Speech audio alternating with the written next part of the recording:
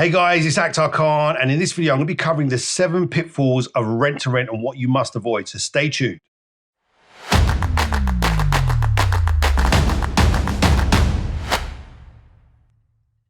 Okay guys, so look, welcome to this video. I want to talk to you about the pitfalls, or 7 of the main pitfalls that I see people falling into when it comes to doing rent-to-rent. Now, rent-to-rent is a very easy strategy to get into, and if you've been on any like the courses, or you've been in some of the masterminds or the big kind of training organizations, one of the things they say is go do rent-to-rent, because it's an easy strategy to get into. It's low cost, low entry, and it can make good cash flow.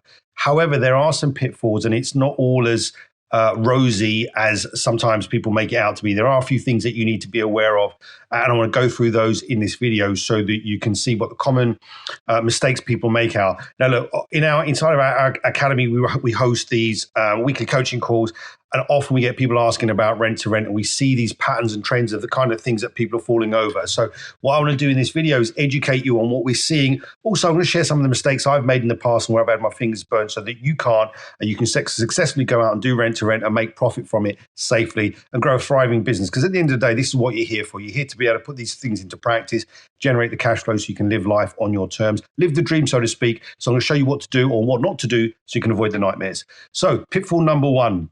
Okay, wrong area, wrong strategy. So quite often when I talk to people sometimes come and say to me, look, Akhtar, is this a good deal? And, is this a good rent-to-rent deal? The landlord's happy for me to take this on. Well, the first thing you got to ask yourself is, okay, why is the landlord happy for you to take this on? Look at the particular area. Is this an area that's going to be remote? Is it kind of on the outskirts of town? Is it tied? Is there a reason that the landlord is happy for you to come and take this property off of him on a rent-to-rent basis? Now, you need to look into that and do your due diligence, because you need to make sure you're not going to be stuck with a lemon. And then the second thing is you need to make sure that what your intended strategy is going to be is going to work. I recently had someone that came to me and said, look, I found this really cheap flat. It's quirky. I think this could be a great serviced accommodation. And when we looked into it properly, it was just the wrong strategy for the wrong area. It was kind of a remote-ish area that was probably more seasonal than anything else. So you need to kind of really be aware of that. You need to make sure that you're doing the right strategy and in the right area. And I think in one of the previous videos, we'll put a card up somewhere here where I talk about some strategies as to how to start profitably doing a rent-to-rent business, okay? So you need to make sure that you're in the right area, there's right demand for it, and you're using the right strategy. Pitfall number 2, okay? When it comes to negotiating with the landlord, you need to be very, very clear on who is responsible for what, okay? Now, you need to know this because if the boiler goes and your tenants or your occupants are screaming at you because they've got no heating, you need to know who's responsible for it and who's going to cover it. Is the landlord going to do it, or are you going to do it? Now, that could be quite costly if you've got to replace boilers. Boilers aren't cheap. It can be a huge pain in the backside to go and get replaced, big inconvenience. You could be looking at 1,500 quid, a couple of £1,000 to replace a boiler. So it's really important for you to clarify who is going to be responsible for the cost of, let's say, the internals, okay? So when I normally do this, and this is the way I've done it in the past, is I will take responsibility for the internals, the things like, the decor, painting and decorating, the doorknobs, the taps, that sort of stuff. I would sometimes say that I want the boiler to be covered by the landlord, but anything external, anything like the structure of the building, the bricks, the mortar, the roof, anything like that, the landlord is responsible for. And the really important thing that you need to do here is you need to get this agreement up front and have it stitched into your contract, because the last thing you want to do is be in a situation with a motivated landlord that's happy for you to take on their property on a rent-to-rent basis. And if the property's a little bit tired, if you get down the road and there's maintenance issues that need to be done, the boiler goes, or something happens with the roof, you need to make sure that you're not going to be the one that's going to be liable for it. Or if the landlord isn't in a position to pay, and I've seen this happen so many times, you're going to be lumbered with the bill, because you're going to need to sort it out to make sure the property is in the right kind of condition and it's habitable and it's fit for your tenants or your intended purpose. So make sure that you know exactly who is responsible for what, and you get an agreement before that up front. Okay, so that's one of the other pitfalls. This is where I see people fall over. Okay, that leads me nicely to the next thing, which is you need to make sure that you have the right contract. Now, there's a lot of people out there that will use the wrong contract, or they think they can use ASTs. You can't. You need to make sure that you go to a solicitor and get a contract drafted up. Don't go and use a template, because each deal is going to be slightly different. You're locking yourself into renting someone's property for a period of time.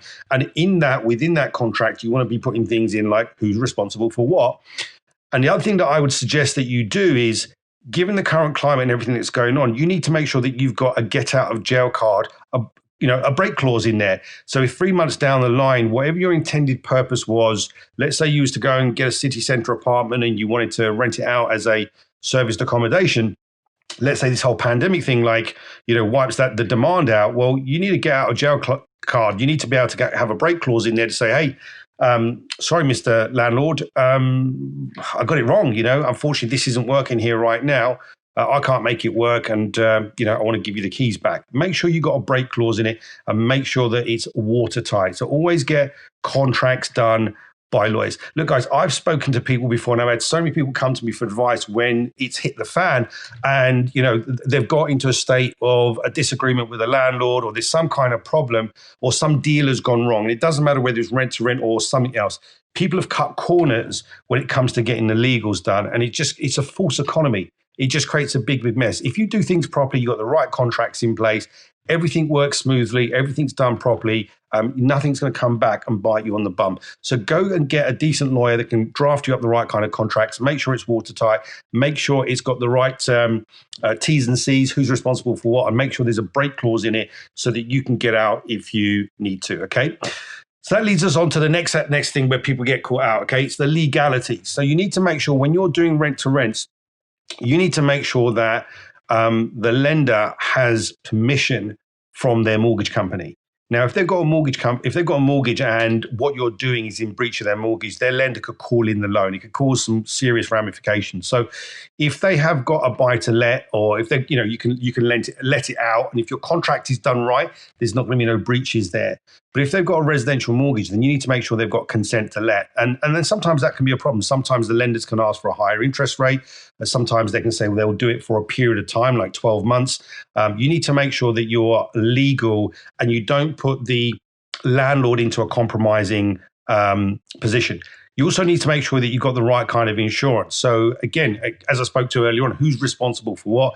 You need to make sure you've got the right kind of insurances there to cover you, because again, I've seen people do these deals. And this is one of the things that happens when you've got people who've gone out on these big courses and everyone's hyped up, let's go do rent to rent. You can make cash without buying properties. Yes, it's a great strategy, but you need to make sure that you know what the pitfalls are so you don't get your fingers burned. And one of the things I've seen a lot of people do is when people are starting out, they're very hungry.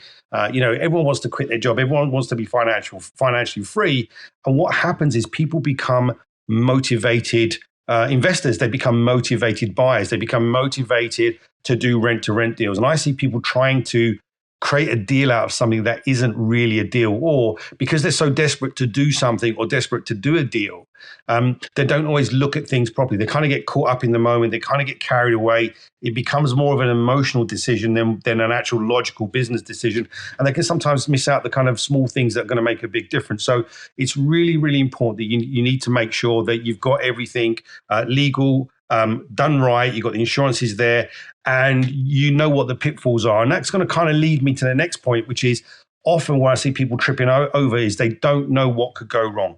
So look, when I first started doing rent to rent, which is back in 2008, we never used to call it rent to rent back then. We did it through our letting agency. We used to call it guaranteed rent leasing. Basically, it was a guaranteed rent scheme. We take the property off of a landlord. We'd rent it out. We used to use the LHA DSS model, and we put people in that were entitled to a higher amount of rent. So we negotiate a below market value rent with the landlord, and then we charge an above market rent with LHA type tenants, okay? So look, I want you to understand something. If you're going to be getting into rent to rent and you haven't got a great deal of cash, there's some things that you're going to need to factor for, okay? It's very easy when you're on these courses and you're there with everyone in that kind of big environment. There's a big buzz, there's a big hype. Everyone's positive. Entrepreneurs are positive. They're the eternal optimists, but they don't always think about what could go wrong. So let's talk about some of the things that I've seen go wrong, I've personally experienced go wrong, and that you need to be mindful of. So just because you're going to do a rent to rent, do not assume that your tenants are going to pay. especially given the current climate. So if you decided to put let's say a single tenant into a property, there is a chance that they might get into some financial difficulties, or for whatever reason, they may not be able to pay the rent. Now, you need to bear that in mind, because if your tenant doesn't pay, you are still obligated to pay the landlord. So you need to bear in mind that this is the sort of thing that could happen. Now, when I did this, like I say, when I did this in the agency, we did a lot of rent to rent back then. We had something like about 60 rent to rents. And every now and then we get 2 or 3 of them where the tenant didn't pay for whatever reason. They'd lost their jobs, their benefits got cut, they had some change in circumstances, and there could be huge delays where we didn't get the cash flow from that particular property. This is not just in rent to rents. This has happened in other properties that I've got. Tenants will sometimes, for whatever reason, not be in a position to pay. It does happen. So if you're going to get into rent to rent and you haven't got a great deal of cash behind you, you need to bear this in mind, because if your tenant doesn't pay for whatever reason, you're going to be liable, and you need to make sure that you're able to cover the costs of whatever you're paying the landlord. So that's something that can happen. The second thing that you need to be aware of is that properties can get trashed.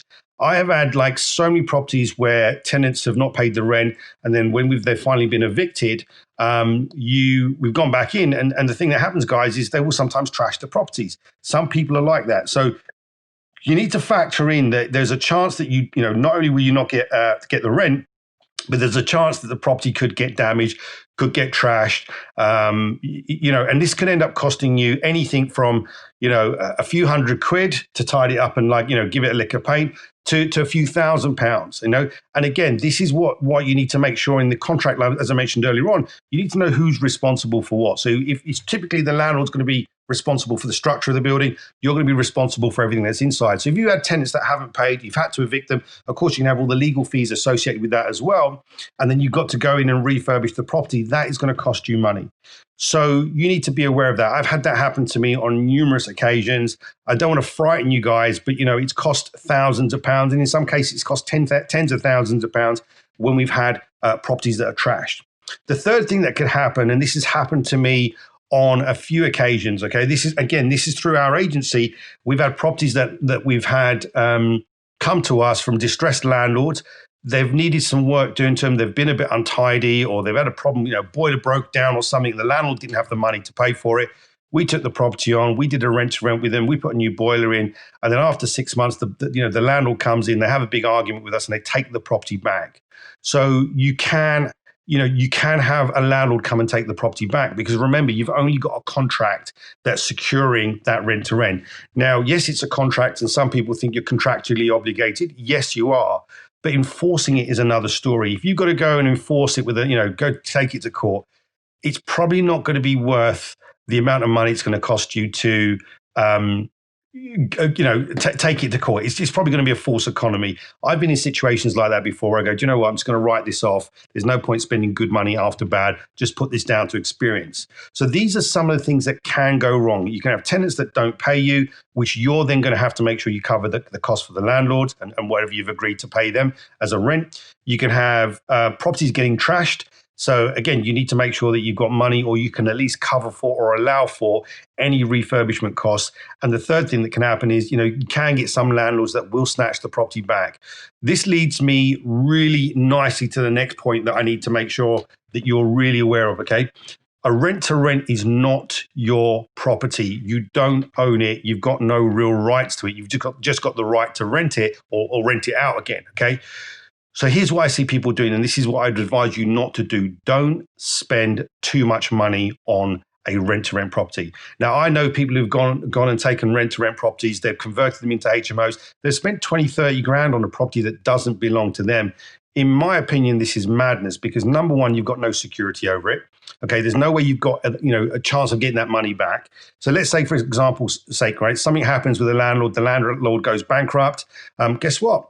The official receiver is going to come and take that asset. You're going to lose your investment in it. Okay, even if you've got your contract that says I've got this rent to rent, I've spent 25, 30 grand, you've pretty much gone down the toilet. Okay, so don't be spending big money on rent to rents. Only put in what you can afford to lose. So if you've got to go in and put I don't know, 3, 4, 5 grand in a property to tidy it up before you rent it out, there's always a risk you could lose that. So I would always encourage you to get the landlord to give you the property in rentable condition from the outset. And if they're not willing to do that, if you're happy to do the work, then you take further amounts of money off of the rent. So we typically negotiate 70% of the rent. If there was, let's say, I don't know, £2,000 worth of work that needs to be done, we deduct that off the rent. So you make sure that you're getting that money up front, because you could lose that at any point. So guys, there's my 7 tips and the 7 things that you need to be mindful of, the pitfalls of doing rent to rent. As long as you navigate these things carefully and you're aware of it, you're not going to get your fingers burned. So hopefully, guys, this has helped you. Please like, subscribe, and share. Spread the love and give this to anyone else that will benefit from it. Hope you found this useful. Put your comments below as well and let me know how you're getting on, or if there's anything else you want to know, I'll shoot another video around that. And I look forward to seeing you guys on the next video. Take care. Bye for now.